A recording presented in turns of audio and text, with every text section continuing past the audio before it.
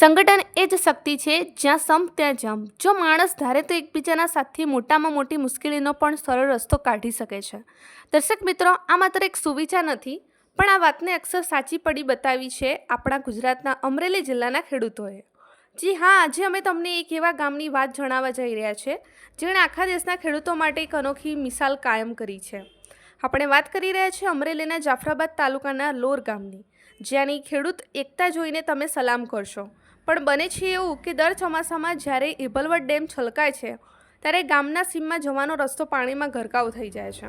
સરકારી રસ્તો ન હોવાને કારણે આપણા અન્નદાતાઓને પોતાના જ ખેતરે જવા માટે 10થી 12 કિલોમીટરનો લાંબો અને કંટાળાજનક ચકરાવો મારવો પડતો હતો।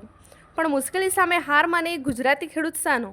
આ મુશ્કેલીથી બચવા માટે લોર ગામના 35થી 40 ખેડૂતો ભેગા મળીને એક એવો ઐતિહાસિક નિર્ણય લીધો જે સોના માટે પ્રેરણારૂપ છે। આ ખેડૂતોએ પરસ્પર સહમતિથી પોતાના ખેતરમાંથી એકબીજાને પસાર થવા માટે રસ્તો આપ્યો।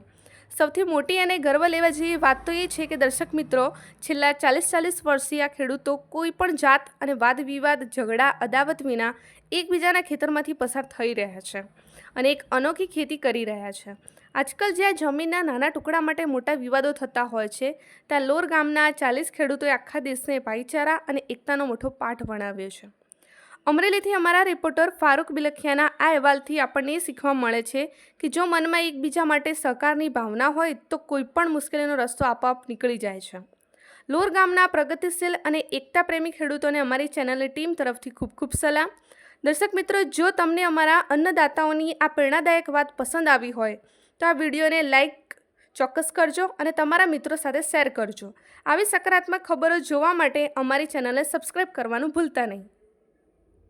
અહેવાલ ફારૂક બિલખિયા, અમરેલી। મારું નામ ધીરુભાઈ નાથાભાઈ કલસરિયા, ગામ લોર। અમે આજે બધા ખેડૂતો ભેગા મળીને રસ્તા રિપેર કરવા માટે મળ્યા છીએ। જે વાત એવી છે કે અમારા ગામમાં 40 વર્ષ પહેલાં જે ડેમ બંધાણો, જે એભલવડ ગામનો ગણાય છે અને એનું પાણીનો ભરાવો બધો જ લોર ગામમાં આવે છે। તો એ પાણીને લીધે અમારા ગામનો જે સરકારી રસ્તો છે, તમામ એક જે અમારા દળની દેશ ગણાય છે, એ દળની દેશના ખેડૂતોનો જે રસ્તો છે સરકારી, એ ડૂબમાં વયો જાય છે અને જેથી અમારે ફરીને જવું પડે છે, જે ટોટલ કિલોમીટર 12થી 13 કિલોમીટર જેટલો અંદાજિત છે ને છતાં પણ અમારે એકાબીજાના ખેતરોમાંથી જવું પડે છે।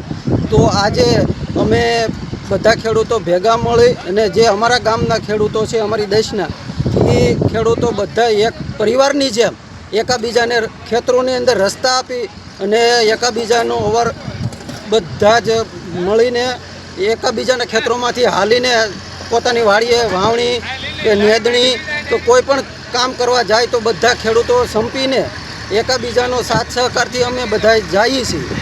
અને જે અત્યારે અમે આ એક રસ્તો છે અમારે દળની દેશનો, એ રસ્તાનો પુલ પાણીના વહેણમાં આવતો હોવાથી જે તણાઈ ગયો, તો આજે બધા જ ખેડૂતો અમે ભેગા મળી અને સ્વખર્ચે રિપેર કરી અને એકાબીજાને સાથ સહકાર અમે બધા સંપીને કરીએ છીએ।